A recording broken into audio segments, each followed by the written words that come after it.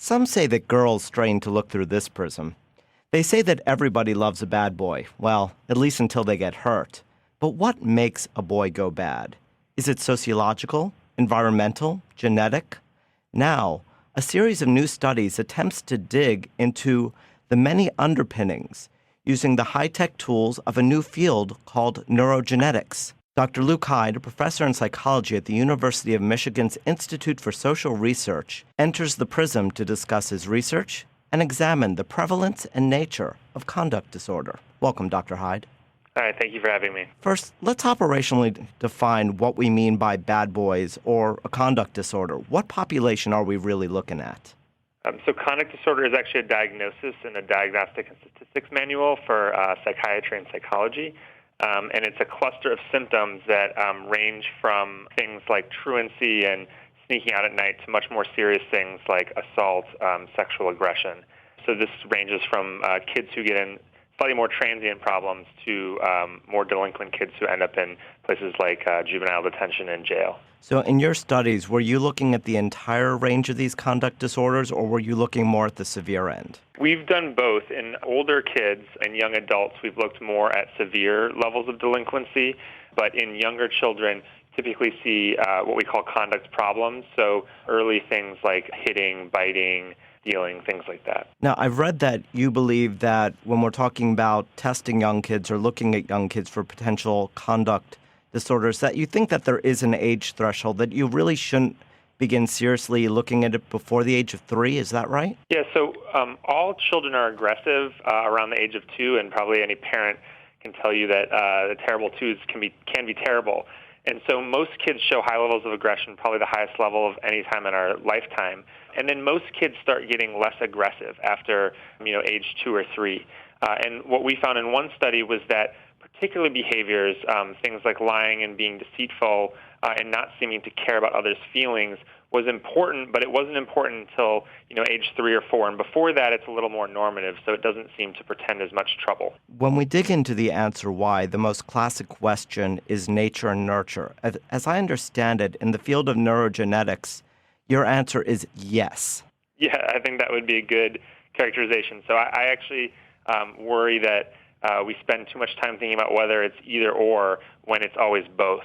So we know that everyone has genes that are likely to affect how we behave later on, and we also have experiences that are likely to modify which genes are expressed. So it's never either or, it's pretty much always both.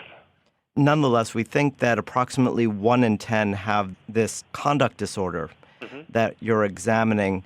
Is this something that always requires treatment, or is this something which many live through or interact with that we never notice? So desistance is one of the keys, meaning that lots of kids, even early, like I said, at age 2, but even later in childhood, will show these kinds of transient forms of conduct problems. Lots of kids and adolescents will experiment with delinquent behaviors, and so many desist away from it, but a small group, probably somewhere between 5 and 10%, will show very stable levels of these kinds of antisocial behaviors across their lifetime.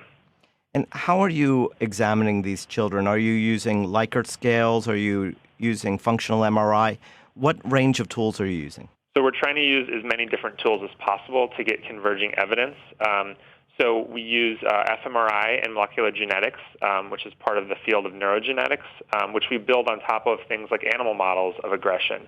But also a lot of the work that I do uses Likert scales of self-report. We use official court records. We use observational measures. So early on, we'll look at parents and kids play together and videotape these interactions and see if something about the quality of those interactions predicts later problems. So we try to use all different forms of measurement if we can. And in doing this, are you trying to build a case study for each child, or are you trying to look at sort of global trends? We look at global trends. I think we're still not great at predicting individual trajectories, but rather risk factors that predict who's more or less likely. Pretty much all of these factors, whether they be brain factors or genetic factors or environmental factors, all contribute only a small amount and are kind of probabilistic. So we're never going to find an aggression gene or an aggression parent, but rather find different factors that will interact with each other across the lifetime to increase people's risk for these kinds of behaviors. Let's get a little bit specific. One of the biological factors you're looking at is the amygdala. Why did you choose the amygdala, and what does it seem to correspond to? So the amygdala is an interesting structure because it's a very basic subcortical structure, and it's been linked to all sorts of things. So a lot of the bulk of scientific evidence has linked it to things like depression and anxiety. It helps us process what's important and salient in our environment. It helps us learn things. It helps us kind of know what we should pay attention to, what's threatening, what's anxiety-provoking. And so a lot of recent studies by people like S.E. Vidding in the UK, James Blair at the National Institute of Health, have linked amygdala reactivity to conduct problems, especially in those that show callous unemotional traits. So these are markers of more severe conduct problems. And so we've been trying to build on that research to link amygdala reactivity to these behaviors in low-income and at-risk populations. And what have you found so far? It looks like there may be different groups of kids that have different amygdala reactivity profiles. So some kids may have really high amygdala reactivity and be very overreactive to these kinds of threats and show a little bit different behavioral profile, whereas some may be very underreactive to threats and show a more callous behavioral trajectory. And again, going into that more holistic or global response, do we believe that this is associated with the amygdala because the amygdala is responding to environment due to differences in diet, due to differences in behavior, or is this something we're born with? Definitely, I think one important misconception to get out there is that if something's in our brain, it's something that we're born with or it's something that's static. So any change that happens in our behavior has to happen in our brain. So the brain changes constantly and in big ways, and we've shown that medication, cognitive therapy, different kinds of experiences definitely change the way our brain functions. So we still don't know, and that's part of the main goal of my research program is to start to understand how these different parts of our brain that function that might predict behavior form over time. So looking at how genes and experiences interact over time to predict that kind of brain function. So in doing so, you're also coupling this with what it sounds like is sort of a social psych approach, looking at questionnaires and Likert scales. Can you tell me what are some of the items you are looking at? What are some of the questions you're asking? So I think one of the studies maybe you're referring to is this one where we looked early on at items that predicted kids who would persist more in these conduct problems. And we're specifically looking at callous behaviors, so behaviors that mark kids who seem to not have as much empathy for others and to seem less distressed by others' distress. So that's one big area that we've been looking at. But we also look at kids' self-report of their delinquency and their own temperament, so whether they're more impulsive, whether they're more empathetic, things like that. That actually makes me wonder about it in a behavioralistic point of view. Are you also looking at whether or not the response of the crowd or the response to the stimuli winds up being a reinforcer? So we aren't, but there has been a lot of really wonderful work in this field. I think two that are really interesting. One is decades and decades of work by a guy named Gerald Patterson in the University of Oregon, who's shown that early on, kids that are a little more difficult to deal with can engage in behavioral patterns with their parents where they each reinforce each other for worse behavior. So kids are worse and worse behaving, which makes parents more likely to be harsh with them, which then makes the kids more difficult to deal with. Another set of studies by Tom DeShawn, who's at, I believe, Arizona State University, has also shown that when kids are teenagers, they are more likely to affiliate with deviant peers, so kids who are doing other bad things like them, and that when they talk about these deviant things, they reinforce each other more for talking about deviant things. So in other words, they're essentially rewarding each other for talking about these bad things, which obviously is likely to lead to more troubled behavior. So if we are eventually looking at remediation, some of this has to happen on the environment, on the community level, right? Absolutely. So even if we find that there are certain genes that are really important, it doesn't mean that environmental remediation won't be really important. So we know that there are treatments early on that can be very helpful, things called parent training, where therapists and social workers can help parents learn to better manage difficult kids. And right now there are a lot of studies going on looking to see if we can do this earlier and earlier and identify kids who are at higher risk to prevent these behaviors before they become more entrenched. Now, once upon a time, I was a special education teacher in middle school.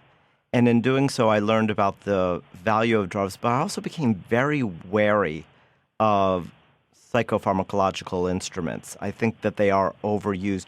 Where do you fall on that spectrum? I think it's a hard thing to give a global answer to. So there are kids who benefit from psychopharmacology, from medications, especially kids with things like ADHD. But for most behavior problems, ADHD included, the research generally shows that behavior therapy is about as effective as medication, and in some cases better. So I think parents should consult both. You know, if you go to see a psychiatrist, they're more likely to recommend medication. If you see a psychologist, they're more likely to recommend behavior therapy. So parents should really look for the different options and weigh them both and consider trying either or both. But we do have, I think, an underemphasis in this country on behavior therapies and working with the environment rather than medication. So once again, the answer is yes. Probably, yeah. So going back to the Likert scales, and we probably should define again what a Likert scale is. Everyone's seen them. It's usually a scale from 1 to 5 or 0 to 10 or -5 to +5, in which you go from strongly dislike to strongly agree or some form of that. When you're doing a Likert scale, there are always the difficulty that what I value in terms of how I define strongly agree versus how you define strongly agree is going to vary a little bit. So do you weight the Likert scales? Do you weight the qualitative data slightly different than the other studies that you involve as you're testing? That's a good question. In our studies, we typically use statistical techniques called factor analysis, where we'll look to see which items tend to fall together more. So if you answer one item in a certain way, you're more likely to answer another item. And we'll group those items together to find constructs like these early callous behaviors that seem to make a more meaningful whole construct. So maybe your responses on 5 items tend to be similar, so it tells us something about a unique construct. We haven't, in our studies, used something called item response theory, and that's an approach that people can use statistics to look at exactly what you're asking about. So are there tendencies for people to answer specific questions in specific ways that would tell us something about the scale or making the scale better assess the underlying construct that we're trying to get at? But it's something I'm interested in and something that we hope to do in the future. Let's return slightly to the issue of the bad boy, and I think that's more my term than your term because I got it off the press releases.